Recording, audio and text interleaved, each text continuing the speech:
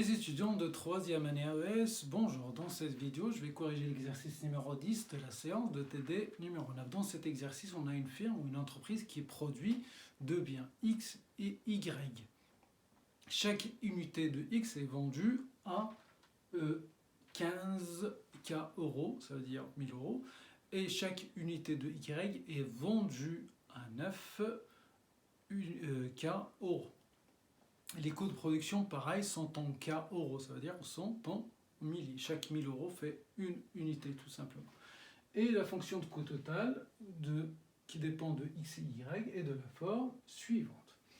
Première question, il nous demande de écrire la fonction de profit. Le profit d'une entreprise, c'est la recette totale moins coût total. C'est-à-dire combien je gagne moins combien je rentre de recettes. Ici, c'est l'entreprise qui vend deux biens, donc c'est le chiffre d'affaires de l'entreprise tout simplement, moins le coût total.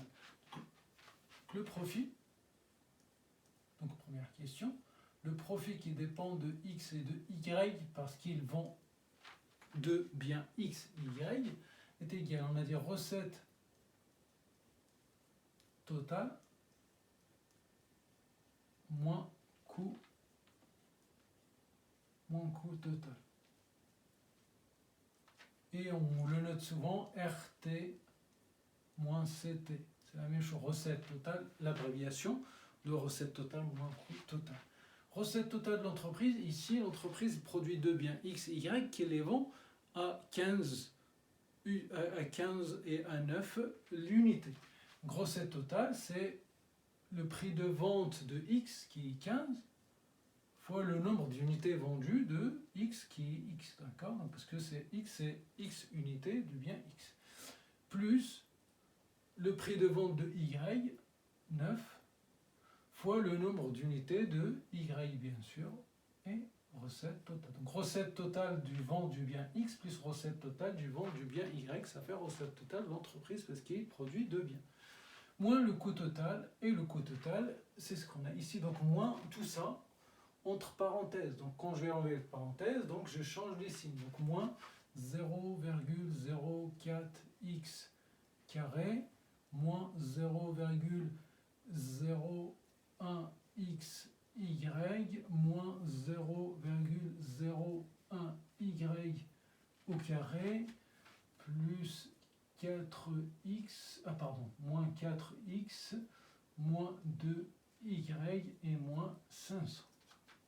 Voilà, le profit, on va essayer d'écrire plus proprement, donc est égal 15x, là aussi j'ai 4, moins 4x, et ici 9y, là aussi on a 2y. Donc on va réécrire, mais toujours on commence par l'ordre décroissant, c'est-à-dire du degré le plus élevé vers le degré le moins élevé. Donc ça fait moins 0,04x au carré, moins 0,01xy, moins 0,01y au carré, et donc moins 4x. Donc là, 15x moins 4x, ça fait plus 11x. Et pareil, 9y moins 2y, ça fait plus 7y. Et moins 500. Voilà la fonction de profit qui dépend de x et de y. Deuxième question. Déterminer x étoile et y étoile, déterminer le point critique. Point critique, tout simplement, il faut vérifier les conditions du premier ordre. Donc, condition premier ordre. Donc, c'est condition de premier ordre qui nous permet de déterminer le point ou les points critiques. Condition de premier ordre, ça veut dire que la dérivée première est nulle. Ici, le profit dépend de deux biens de x et y. Donc, condition de premier ordre, ça veut dire que tout simplement que la dérivée du profit par rapport à x est égale à 0 et la dérivée du profit par rapport à y est égale à 0. Voilà les conditions de du premier ordre qui vont nous permettre de déterminer le ou les points critiques. Ça, c'est équivalent et on va dériver. moins 0,04x au carré, je dérive par rapport à x, ça fait 2 fois ça x, donc ça veut dire 2x fois, donc ça fait moins 0,08x. Et ici, donc par rapport à x, ça fait la dérivée de x, par rapport à x, ça fait 1, donc 1 fois tout ça, donc il reste la même, donc c'est moins 0,01y. Et ici, il n'y a pas de x, c'est que la dérivée est égale à 0. La dérivée de 11x, c'est 11, donc plus 11. La dérivée de 7y, c'est par rapport à x, c'est 0. Et 500, une constante, par rapport à x, c'est 0. Et donc, la condition, c'est que la dérivée doit être égale à 0. Ici, par rapport à y maintenant, il n'y a pas de y, donc c'est que la dérivée ici est égale à 0. Ici, la dérivée de y est égale à 1 fois, donc ça fait moins 0,01x. Et ici, y au carré, c'est 2 fois et y, donc ça fait moins 0,02y. Ici, c'est 0. Ici, plus 7. La dérivée de 7y, c'est 7, est égale à 0. Ici, donc la dérivée de 500 est égale à 0. Voilà, condition de premier ordre. Et donc ça aussi, c'est équivalent. On va l'écrire proprement. Je ferai peut-être en 2 étapes. Donc, je vais passer 11 de ce côté, ça devient moins 11. J'aurai moins 0,08x moins 0,01y est égal à moins 11. Donc je vais multiplier par moins partout. J'aurai 0,08x plus 0,01y est égal à 11. Ou vous passez tout simplement ça de l'autre côté et vous aurez que ça plus ça sera égal à 11. Donc 0,08x plus 0,01 est égal à 11. Et ici, vous faites la même chose. Soit vous passez ça de l'autre côté, il devient ça plus ça est égal à 7. Ou vous passez ça de l'autre côté, il devient moins 7. Après, vous multipliez par moins 1 partout, vous aurez ça plus ça égale à 7. C'est-à-dire la même chose. Vous faites ce que vous voulez. Donc 0,01x plus 0,02y est égal à 1 à 7. Maintenant, deuxième étape, on va, pour simplifier après le raisonnement, on va se débarrasser des centièmes, c'est-à-dire on va multiplier par 100 et on va multiplier par 100. Donc une équation, quand on multiplie, je fais la même opération à gauche et à droite, rien ne change. Donc je vais multiplier par 100, donc j'aurai 8x plus, là ici j'ai oublié, 1y. Donc ça fait 8x plus y est égal à 1100, et ici ça fera x plus 2y est égal à 700. Donc je vais multiplier les deux parties par 100 pour que ça se simplifie, c'est tout. Donc 8x plus y est égal à 1100. Et de l'autre côté, on aura 1x, ça veut dire x, plus 2y est égal à 700. Comment on résout ce système? Toujours la même chose, on a un système de 2 équations, donc je peux, là ici j'ai y, donc je vais isoler y, comme je peux venir ici isoler x, vous faites ce que vous voulez. Je vais commencer, je vais isoler y, après je le remplace dans la deuxième équation. Vous pouvez isoler x est égal à 700 moins 2y, vous remplacez ici x par 700 moins 2y, vous aurez à la fin le même résultat, vous faites ce que vous voulez. Donc moi je vais isoler y ici, donc ça fera y est égal, je passe 8x de l'autre côté, ça devient 1100 moins 8x. Et après, je remplace 1, cette équation que j'ai mis numéro 1, juste pour que vous suivez, je vais le remplacer ici. Donc là, ici, donc ça fera x plus 2, et y, je vais le remplacer par cette expression. Donc je vais remplacer y par cette expression. Donc ça fera x plus 2 facteur 1100 moins 8x est égal à 700. Donc x plus 2y, y d'après l'équation numéro 1 est égal à ça. Donc je remplace. C'est équivalent. La première équation, je ne vais pas toucher, donc y est égal à 1100 moins 8x. Et la deuxième, je vais l'écrire plus proprement, donc x plus 2200 moins 16, x est égal à 700. Est égal à 700. Là, pareil, la première, je n'y touche pas parce qu'il n'y a rien à faire pour l'instant. Donc y est égal à 1100 moins 8x. Par contre, la deuxième, vous remarquez bien, x moins 16x, ça fait moins 15x. Moins 15x. 700, vous la passez de ce côté, ça devient 2200.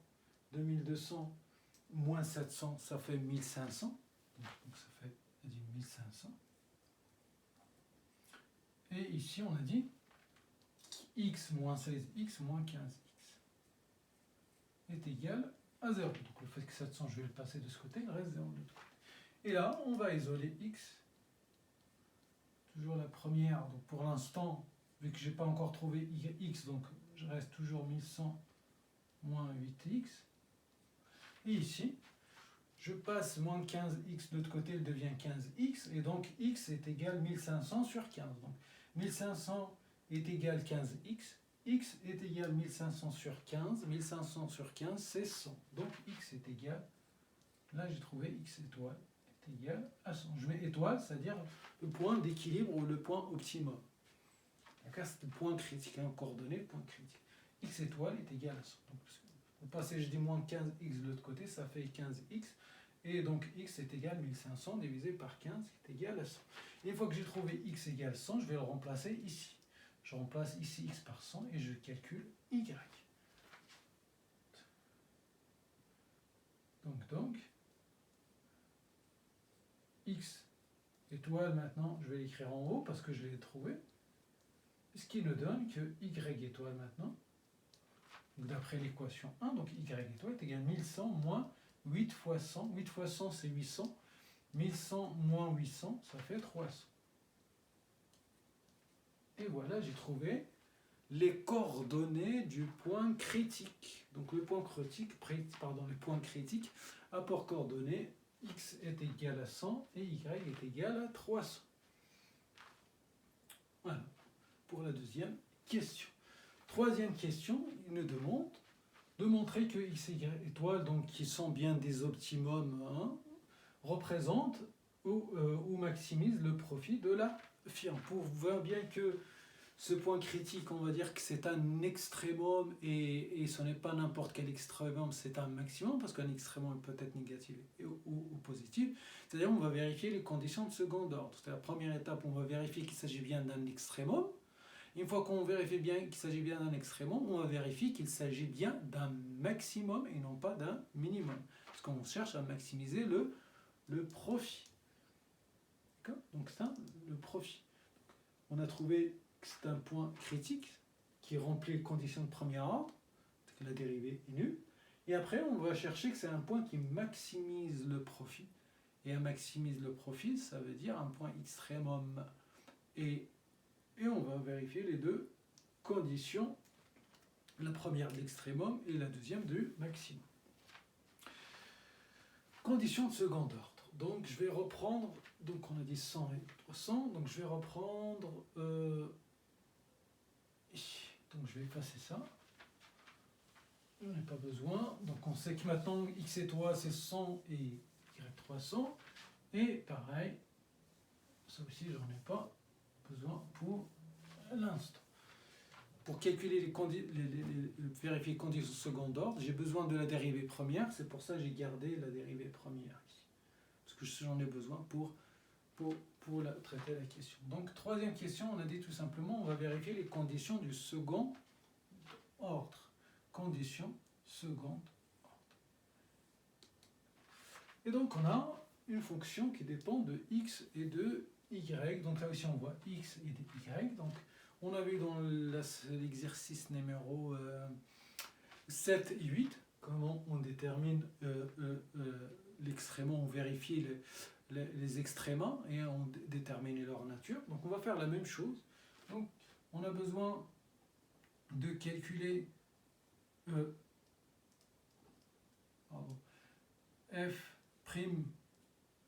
de x seconde par an. Et on a besoin de x, y. C'est-à-dire il faut qu'on calcule, tout simplement, on détermine déjà la matrice hessienne, on calcule le déterminant de la matrice hessienne, et pour que ce soit déjà un extrémum, il faut que le déterminant de la matrice hessienne soit positif, donc c'est ce qu'on va vérifier, première étape. Donc, pour déterminer la matrice hessienne, donc on vérifie les conditions secondaires, c'est-à-dire on calcule les dérivées secondes, on calcule aussi dérivée seconde de y, et on calcule la dérivée seconde croisée, pareil, de y et x. C'est les coefficients de la matrice hessienne, tout simplement. Dérivée de x, c'est celui-là, donc on va calculer une deuxième fois par rapport à x, ça fait moins 0,08. Deuxième fois par rapport à x. Je prends la dérivée première de x toujours ici, je calcule la dérivée par rapport maintenant, dérivée seconde par rapport à y. Je dérive cette expression une deuxième fois, mais par rapport à y, donc ça c'est 0, donc ça c'est 0, et ça c'est par rapport à y, ça fait moins 0,01. Maintenant, je prends par rapport à y celle-là, donc je dérive une deuxième fois par rapport à y, donc là il n'y a pas de y, c'est que c'est 0, et donc là, par rapport à y égale à 1, donc ça fait ce qui reste, donc moins 0,02. La dérivée de 7 est égale à 0. Je dérive par rapport, je prends la dérivée première de y, je la dérive par rapport à x, donc ça fait moins 0,01. Donc ça c'est égal à 0, la dérivée de ça par rapport à x c'est égal à 0, et ça aussi égal à 0. Voilà les dérivées secondes. Donc on va calculer maintenant, je vais déterminer ma fonction xienne de fonction de profit. Donc ici on met la dérivée seconde xx, la dérivée seconde xx moins 0,08. Ici, on met la dérivée seconde xy, on est dans la ligne de x. Dérivée seconde xy, la dérivée seconde xy, moins 0,01. Ici, on met la dérivée seconde yx, la dérivée seconde yx, je suis dans la ligne de, donc ça c'est la ligne de x, ça c'est la ligne de y. Et pareil, ça c'est la colonne de x, ça c'est la colonne de y. La dérivée seconde yx, la dérivée seconde yx, moins 0,01. Et ici, c'est la dérivée seconde y, moins 0,02.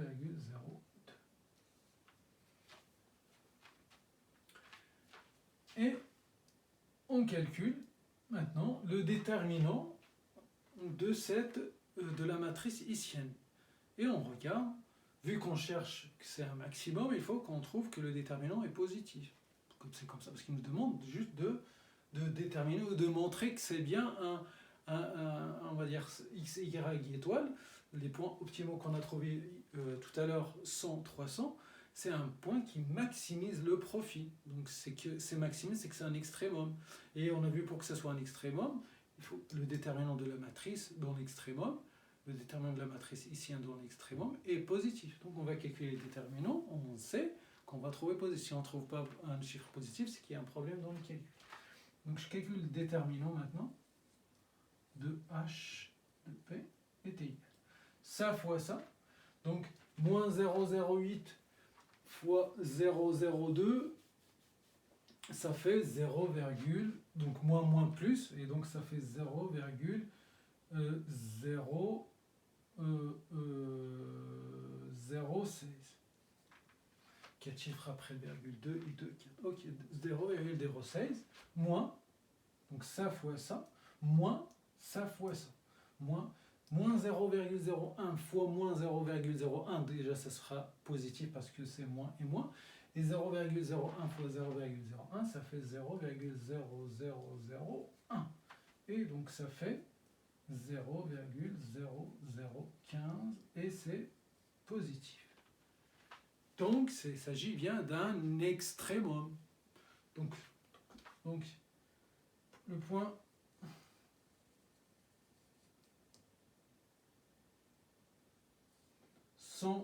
ce qu'on a trouvé tout à l'heure, x étoile est égal à 100, y étoile est égal à 300, est un extrémum. Est un extrémum. Donc voilà, déjà première partie de la réponse. On sait que c'est un extrémum. Maintenant, on va démontrer que c'est un maximum et non pas un minimum. Et on a vu comment déterminer que c'est un minimum ou un maximum. Donc là, on vient de voir que il s'agit bien d'un extrémum. Bon, là, je pense que pour déterminer si c'est un minimum ou un maximum, ici on voit bien que c'est un max, là j'ai pas assez de place, donc je vais essayer d'écrire un petit peu donc ici. Donc pour déterminer que c'est un maximum, il faut calculer la dérivée seconde de en x, x, ou en y, y, dans le point 100, 300. Et ce qui nous intéresse, c'est le signe.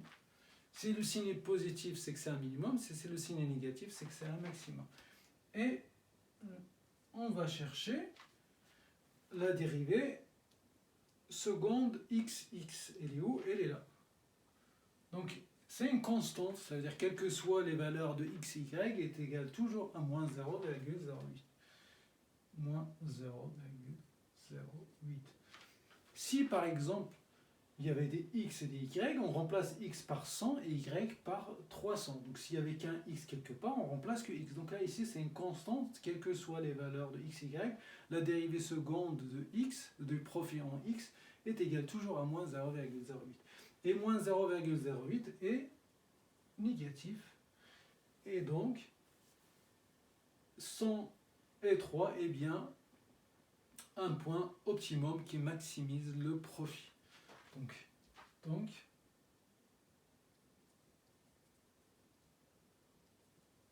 point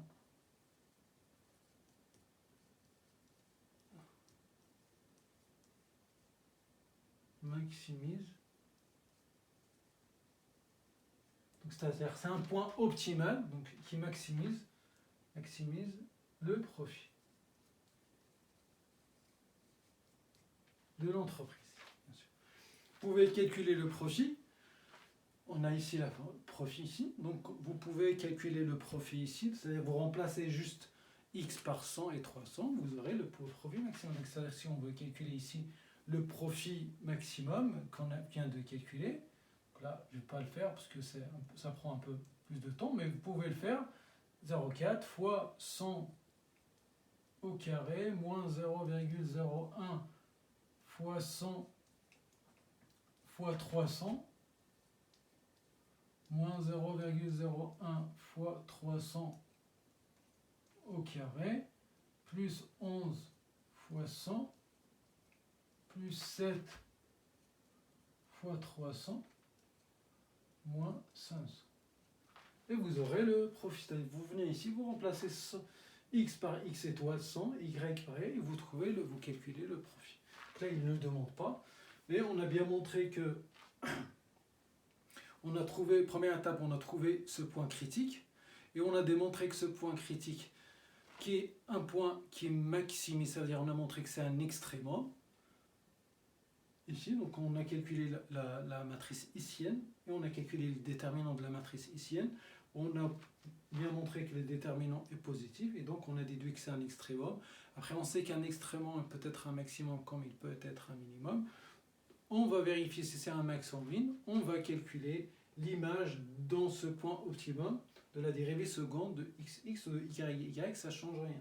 Donc la dérivée seconde de xx dans ce point est égale à une constante, donc est égale à moins 0,08, et elle est négative. Pareil, si vous prenez y est égal à moins 0,02, elle est négative, et donc c'est la même conclusion. C'est pour ça, donc soit dérivée seconde de xx ou la dérivée seconde de y, vous aurez à la fin la même conclusion. Et voilà, donc j'arrive à la fin de cet exercice, et à très bientôt pour un autre exercice.